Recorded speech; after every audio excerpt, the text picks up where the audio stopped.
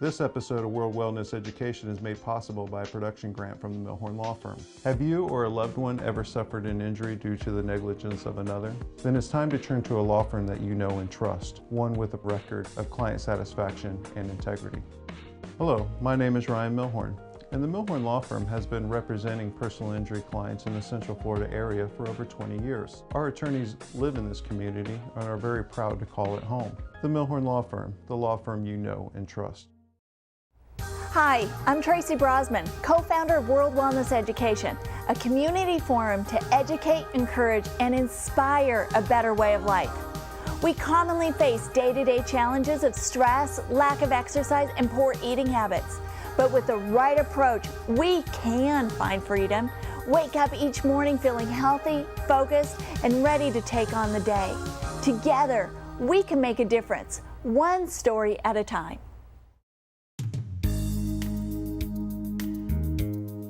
Getting a cancer diagnosis can be extremely scary, and for many, immediately changes the direction of their life. It is estimated that 1 in 8 women will be diagnosed with invasive breast cancer during their lifetime. Our guest today, Sandra Maneri, will share with us how her breast cancer diagnosis led her to a self-discovery that allows her to help many more with their journey. Welcome, Sandra. Thank you very much. Thank you for joining us today and sharing. It's a pleasure sharing. to be here. So tell me a little bit about what led up to your diagnosis. Were you feeling poorly? No, I had no idea that I had cancer. I would never have suspected it. But my intuition, one evening, I had just moved to California. I was only there a few months. And one evening I'm sitting in front of the TV and I'm just pressing the top of my chest. And I found these 2 lumps. And I just had a mammogram a few months before I moved, so I said, wow. It can't be cancer. Right. But I had to get to a gynecologist sooner rather than later, and I had nothing in place, so I had to find someone from the phone book, which I did, and she turned out to be a very good doctor for me. And that was the start of what I had to go through to. Once I discovered that I had cancer, then I had to do some other things. So what did they do for treatment plan? Through that, I had a biopsy, a surgery biopsy. Okay. And that's when it came back with that I was positive for breast cancer. And I knew that I could not turn my body over to conventional doctors because I did not like their treatment approaches. I wanted to get healthier, not sicker. And so what I decided to do was do my own research. And so I started doing intense research. At that time, we didn't have the Google phenomenon. So I was on my own, and I did the best I could. But as a result... Where did you turn to for your research? For my research, I talked to women's centers. Okay. I read books, magazine articles. I did a little bit on the internet, but there wasn't much. Right. I had second opinions from doctors. I spoke to a holistic doctor. So I started to get an idea of what I was up against and what cancer was. And so my research paid off. Now, had you had anybody in your family have cancer before that? I don't think breast cancer really runs in my family. Okay. I have a paternal aunt that had it, but I think that I was taking hormone replacement therapy for 10 years at that point. And I definitely think that that contributed to my getting cancer. So then what happened, Sandra? What did they suggest for treatment plan?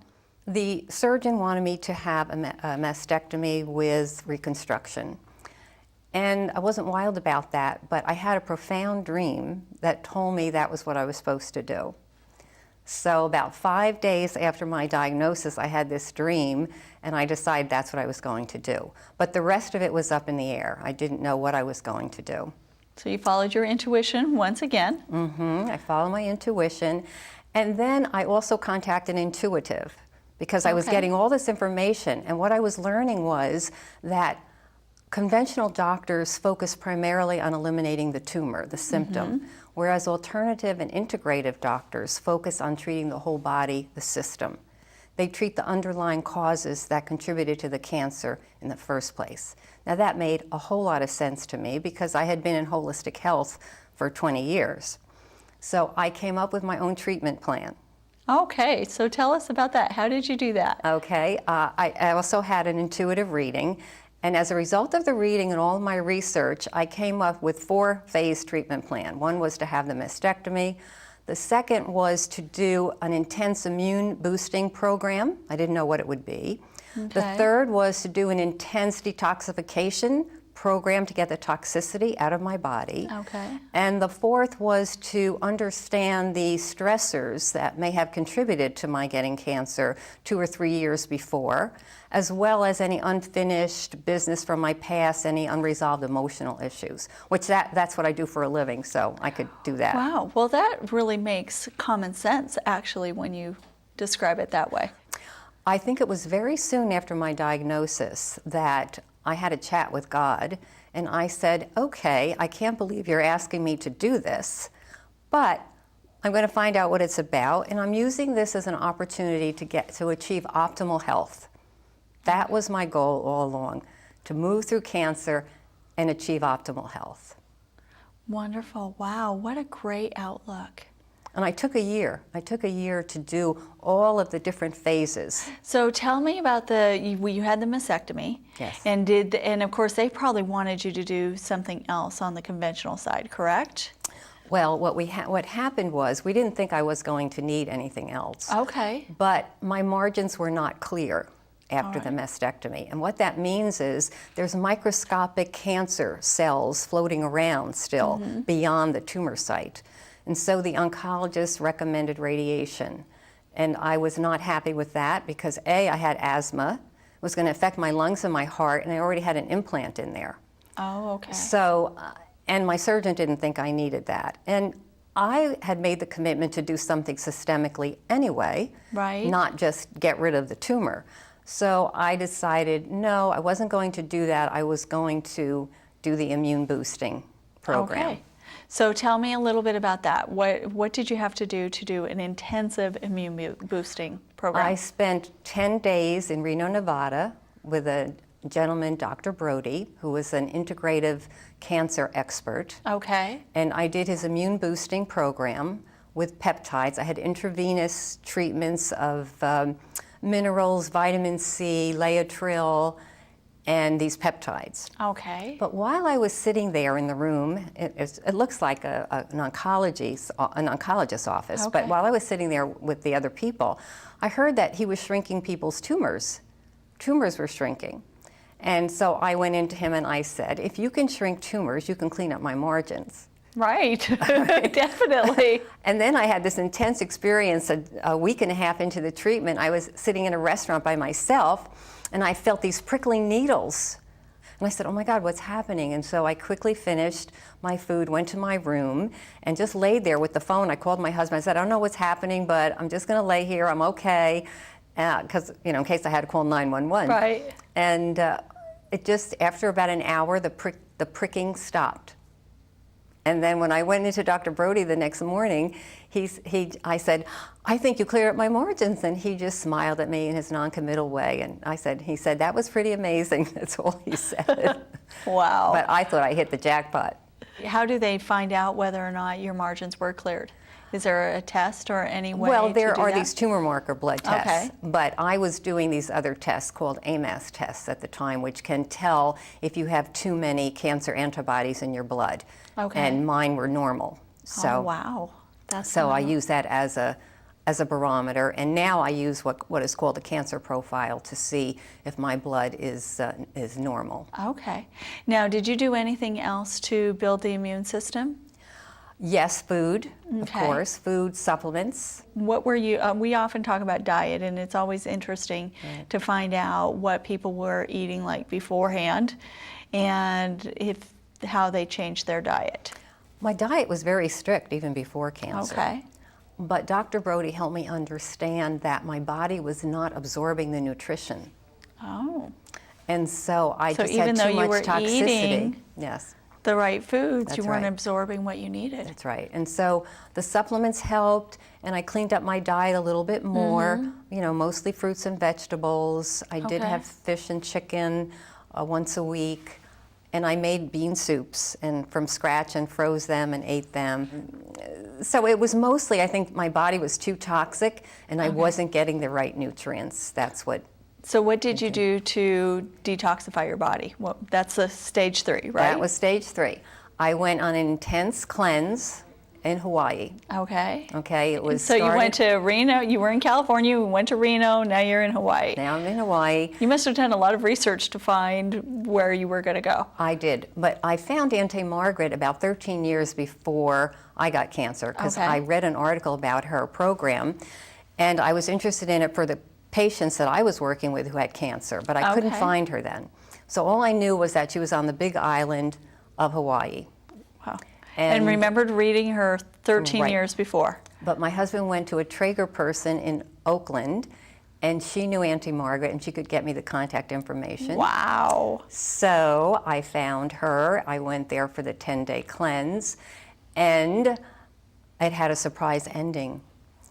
The last night of the cleanse, it always makes me cry when I think about this, I went to look in the toilet, and there were parasites swimming in the toilet. Oh my. I had parasites in me for maybe 15 years from when I went to Egypt. Oh, wow. I had no symptoms. I had had stool analysis done by other practitioners, and I had parasites. And so that kind of put another clearer picture of maybe why my body got cancer. Well, and why you weren't maybe getting all the nutrition that you needed. And the detoxification. Right. And left untreated, that could have compromised my body. So that was a real miracle to me that I was able to go to that cleanse. I knew I was supposed to do there. It was very difficult for me to do. I had geckos pooping on me. I had because of you, just your environment, yes, right? It's like they don't live with they live in the wilderness with their doors open, and any critter could come in, and they did. So it's funny, you're detoxifying your body, but you're living with the earth, right? Yes, it was pretty funny. That's the funniest chapter in the book, actually.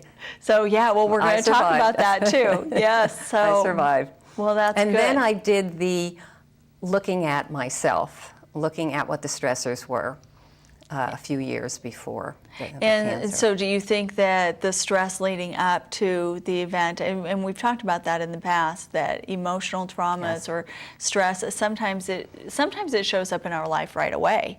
Many experts believe that 2 or 3 years before a person gets cancer, that you can look at some major loss, trauma, disappointment. Wow. Okay, so I found 2 when I looked at me. One was financial stress. We were under intense financial stress. My husband had lost his job, and we were living in an expensive house. And the other was a career disappointment. I thought I had found this wonderful thing, and it wasn't so wonderful because it didn't take me to the next level of my success, and I just put it aside. And actually, when I moved to California, I was going to take it out and try to write the book. Oh, okay. Okay, but I put it aside for a couple of years. Okay. And so powerlessness, I was feeling a lot of powerlessness and despair about moving to the next level of my career. And where you were at. Yeah, and so I did some intense work on myself, and with the emotional freedom techniques, which is the tapping and focusing. You're a holistic health practitioner. Correct. And you do emotional freedom techniques, and people may have heard it by EFT. Right. Now, describe what that is. We've never talked about that on this show. EFT is a meridian tapping. You're tapping acupuncture points on the body. Okay. The upper body and the hands. Okay. Okay. And what that does is it moves energy. It's moving your energy as you focus on a negative symptom. And why would you focus on a negative symptom? Because what we find is that your body holds on to negative emotions, past trauma, negative beliefs, and Dr. Roger Callahan found this discovery statement that the cause of all negative emotions is a disruption in the body's energy field. And if you change the disruption, you change the symptom. And so as you focus on, say, sadness, your body feels the sadness. You keep tuning into your body. And so you tap until the symptom, the discomfort, comes down. So in what areas do you tap? I see you tapping. You start with the tap of the head. I tap about 9 points. There are about 9 points that I tap, and you can tap around here, under here, under here, and under here. Okay. And it's a pattern, it's a universal pattern that's used for everything. Wow. Okay. And do you just think about the negative emotion, and how long do you tap? Oh, you can tap for a few minutes, you can tap for a half hour or an hour. Okay. But I would say tap on the powerlessness. I'm feeling helpless. And then I would think about when I was a kid and the things that my mother said or did. And then I tap on those specific incidents. The more specific you can be with emotional freedom technique, the more powerful it is to clear your body. It's like some people believe that all disease is an energy disease first. Right. And so if we can get to the energy of the disease, we have a really good shot at getting it out of our body. Plus if we do the diet, plus if we do the stress and the mind, it's just a fabulous system. We have to be balanced all throughout. It's fabulous our whole system whole of body. healing. We have a fabulous system. So it amazes me with the EFT. I am always amazed by it. The fact that we may have something going on, like you said, outside of us in our emotions that may cause a disease down the road. So if we tapped or did that on a regular basis for something that was bothering us or stressing us out and negative, then that clears those energy systems? Is that what that's doing? That's what it does. And then what I do is I ground it with a positive statement. You always end with a positive statement. Okay. So I say, well, what would you like it to be? Well, if I'm feeling despair and that life is unfair and good things don't happen for me, okay, right. I would tap on, I trust that if I just show up and do my best, good things are going to happen. The universe is in charge, God is in charge, however I want to say it, and then I tap on that. Okay, and do you tap for the same amount of time on the negative and the positive? Does it matter? No, actually the positive you usually tap on less. It's usually the end of the session. Okay. And what it does, when you start to tap on the positive, it kind of clears the negative even more. All right. And you can tell, you feel it in your body, you feel better after the session, you feel clearer, you feel lighter. I had an energy session with my favorite healer in New Jersey when I came to Jersey for a visit, because I knew that I needed help clearing the cancer vibration from my body, right? And so she did toning, and when she was toning, I could actually feel this murky cloud substance coming up from my body. I was lying on the table and it just kept coming up and coming up and coming up until it was like Gone. Out. And as soon as it was released, that also makes me want to cry. As soon as it was released, I felt positive again. I felt whole again. I felt like, oh, you can do this. You can start your new life, you know. It just cleared something. Well, it's about being in tune, and I think that people are beginning to understand and remembering that we are all energy, but they're finding more scientific results on it. I mean, if you're feeling terrible and you're feeling depressed and you're stressed out, if there's something that you can try and it makes you feel better, there's no harm done. But just you know when you feel healthy and you know when you feel happy. But I don't think as a society we tune into that very often anymore. I know, for instance, for myself, 4 years ago, I thought, before World Wellness, I thought that it was normal to wake up and just be dragging in the morning and not feeling like I really, you know, it was just normal to be a sludge, basically, foggy brain, and that was normal because that gets, you get into that. You forget what it feels like to feel good sometimes. That's right. Now, you mentioned a book, and I know that this led you on to another journey. So tell me about the book that you wrote. Okay. I wrote a book about my journey through I call it my cancer adventure. Okay. It tells my story. It tells my body, mind, spirit approach to healing. And I've also included in the book 27 experts in areas around holistic health. So I talk about, say, estrogen dominance, because I think not understanding estrogen dominance contributed to my getting cancer. So I have a leading expert, a doctor, who does 2 pages. He has 2 pages in there on his a statement about estrogen dominance, and he actually wrote a whole book on it. And I also included in the book stories by 12 cancer patients who used integrative and alternative treatment processes, because I wanted people to understand that people are doing interesting things to heal themselves of very serious cancer. In my case, it wasn't so serious. I had stage 1 invasive cancer, but some of these cancer patients had stage 4, Right. and they are still alive and, Wow. and predicted not to be. Well, and it's about taking responsibility for our own health or our own disease, and working with the professionals, but also making sure that we are very well educated too, because it's saying they're practicing medicine, so they don't know it all, and if they did, we would all be very, very healthy, right? That is true. So We would be it's about beating the taking charge. cancer. We would be. We wouldn't have this war against cancer that we've had for. Right. We'd be beating the cancer statistics, which Yeah. we are not.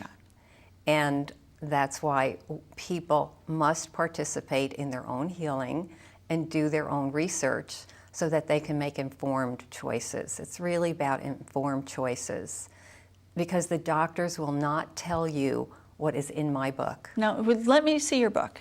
Show that. The doctors will not tell you what's in this book, So unfortunately. it's a lighter side to cancer.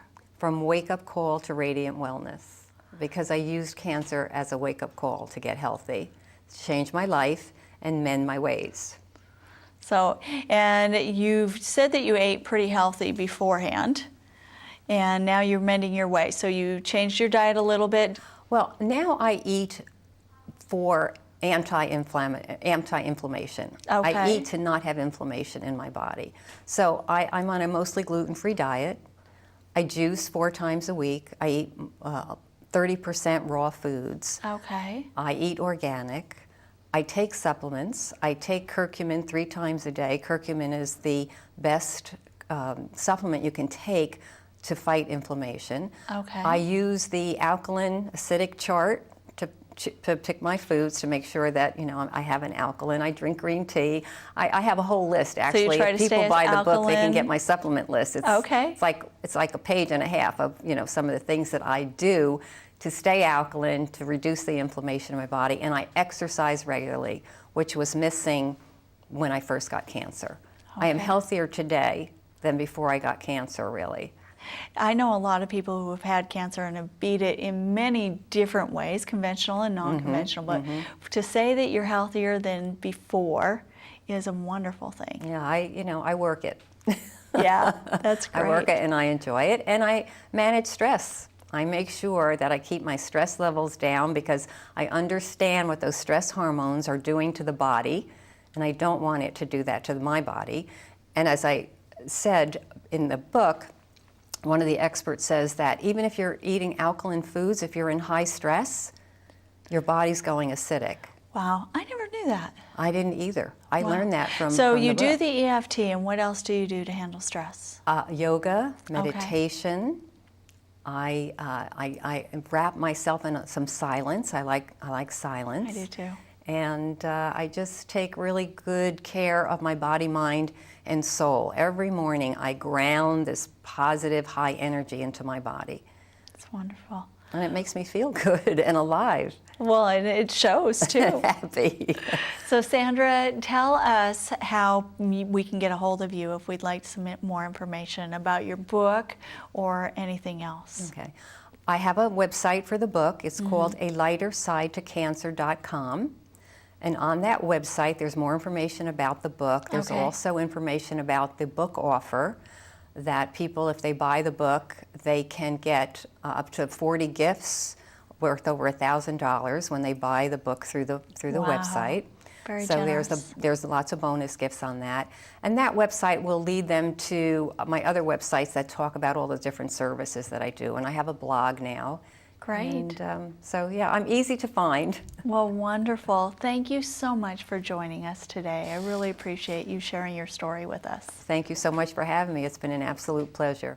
Together, we make a difference one story at a time. To find out more information about World Wellness Education, go to our website, worldwellnesseducation.org.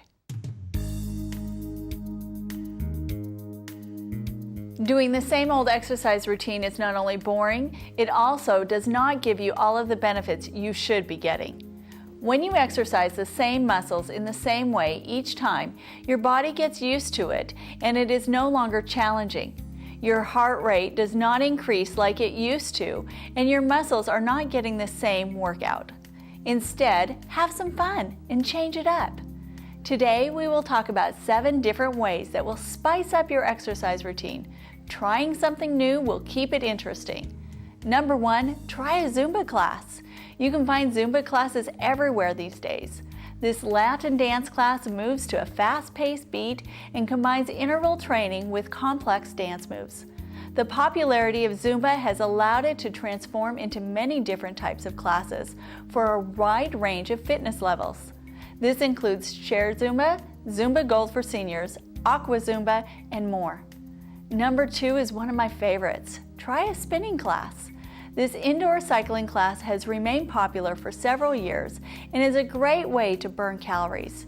It strengthens not only your lower body but also your core. Spinning is a low-impact exercise on your knees and other joints. Yoga is a great way for people of all ages to maintain their flexibility and strength. The different positions in yoga benefit the joints of the body that are rarely exercised in everyday life. This increases flexibility through specific stances and positions combined with breathing exercises. Yoga increases lubrication within the joints and tendons by helping the body flex these areas and increase blood flow to rarely used joints and tendons within the body. Core training classes focusing on strengthening the core stabilizing muscles are becoming more and more popular.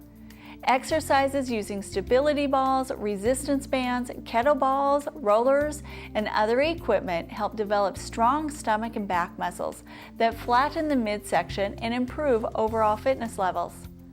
The 5th way to change up your regular exercise is by trying group personal training. This type of training allows you to get customized training that will help move you toward your desired fitness goals.